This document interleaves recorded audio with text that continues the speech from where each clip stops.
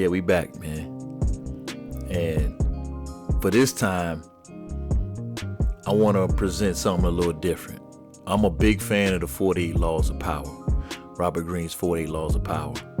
And I just want to do my own version of the 48 Laws of Power for toxic baby mamas and family court.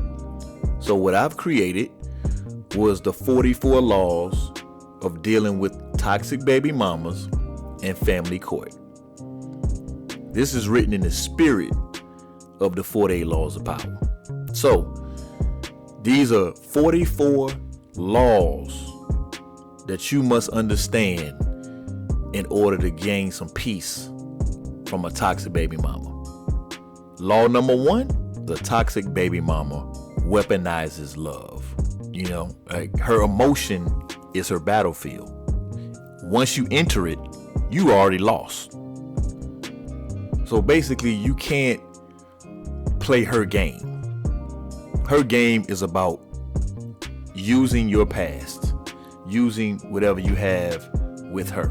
So you ask, how does a toxic baby mama weaponize love? Well, this is how they do it. They don't fight with logic. They fight with emotional leverage. She understands that as the father, that you still have feelings. Man, even if they're like buried underneath, you have feelings for her. You definitely have feelings for your baby. And you have a dream of having a peaceful family.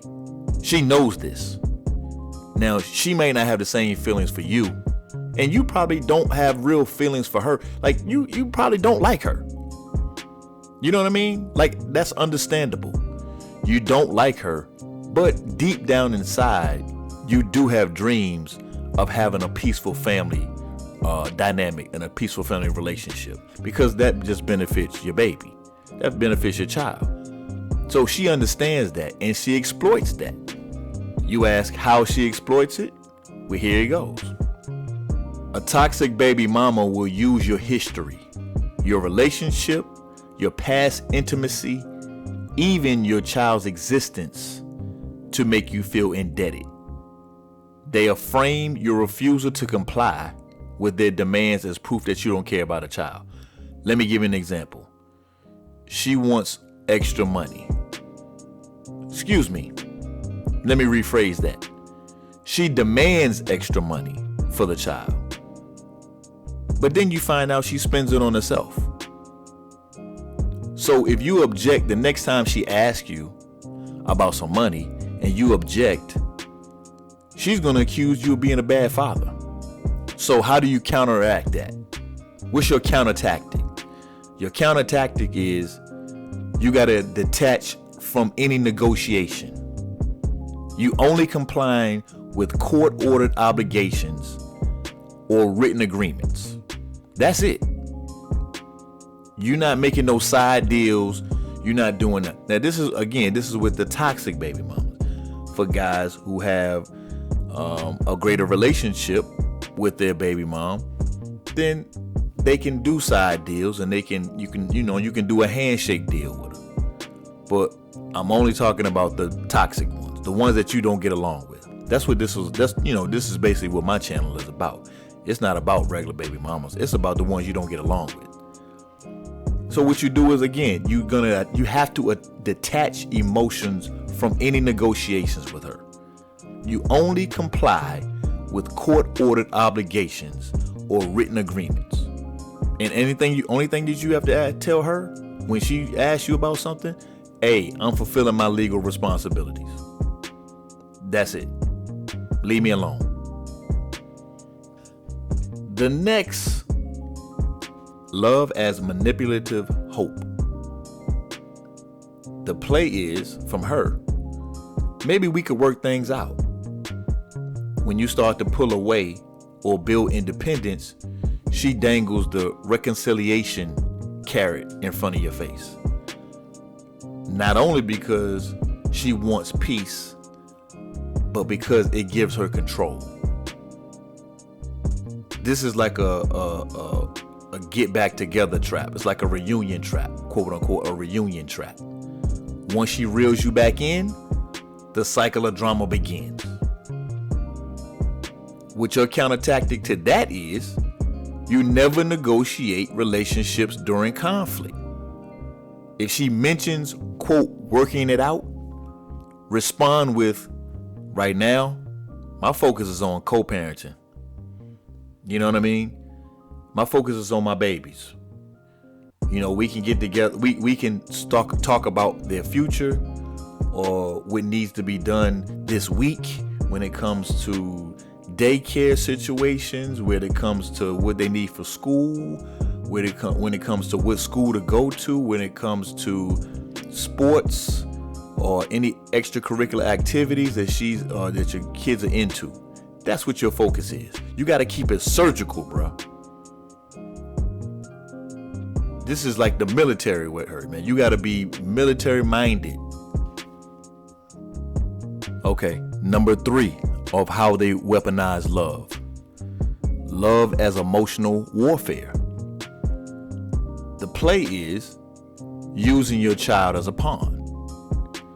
So they'll give you something like, well, if you loved your son, you give me what I want because he lives with me.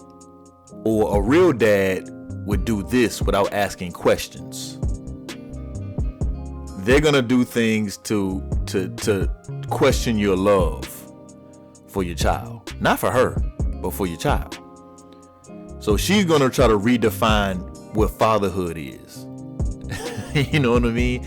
And it's funny because you hear that a lot about what women on social media will say something about what a real man does. And my question to you is, how do you know what a real man is? First of all, unless you grew up with your dad, you don't know what a real man is. So automatically you cancel yourself out. I don't want to hear your opinion of a real man. You barely know what a real woman is, let alone a real man. So you just let that fall by the wayside. Any woman that tries to tell you what a real man does, man, dismiss her. She don't know what she's talking about. So in this situation, she redefines what fatherhood is in compliance to what she wants.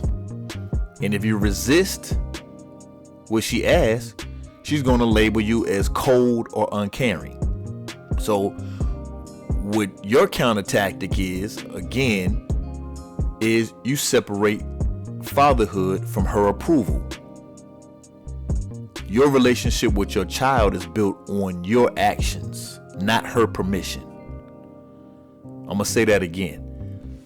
Your relationship with your child is built on your actions, what you do, not on what she permits. She doesn't have anything to do with fatherhood. So as long as you document everything and you stay steady, she can't do nothing to you. So you got to separate fatherhood from her approval. The approval is that she believes that she still runs things. This is weaponized. This is how she's going to weaponize it. She believes that she still runs things. And you got to let her know what you do as a father has nothing to do with her. Especially when they're at your house. Another way that they weaponize love is love as a reputation poison. The play for that one is public sympathy.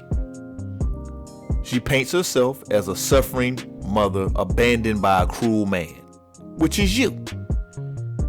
This, in turn, what this does is manipulates friends, family, and sometimes even the court officers to pressure you into compliance. She's going to play that public sympathy game. You know, playing victim, crying, and everybody is sympathetic to a crying woman. That's just what it is. That's the human nature of things. Just like we're sympathetic to crying children, we're sympathetic to crying women. They're one and the same when it comes to that. So what your counter tactic would be for that is you never defend yourself in emotional forums, such as like social media or gossiping. You never defend yourself on social media. You let her overplay her hand while you keep receipts for court. That's all you do. You stay out of the social media beef. You let her do all the talking, all the yapping, all the crying, all that on social media. It may make you look bad, but don't play into it. Just let her keep going, and she's gonna overplay her hand. And all you do in the meantime is you keeping receipts on how she's trying to make you look bad. Then the courts will see. So I gave you those 4 things, but all in all, they know that we fear being seen as heartless fathers or bad fathers. And they take that fear and turn it into control. But once you learn how to separate the love for your child from obedience to her demands, you snatched away her weapon. She don't have the pistol no more. You snatched that. You took that like a Jet Li move, like a little karate move, like somebody, in the movies when they point the gun at you and then Jet Li will switch it and take it. Like Denzel did that in Equalizer. A man had the gun on him, and Denzel, this is when they were in like a warehouse or something like that, and he pointed the gun talking to him, and as he was talking, in the middle of the conversation, Denzel just switched it and took the gun and pointed at him. That's what you do. Once you learn how to separate the love for your child from her demands, her weapon loses its power.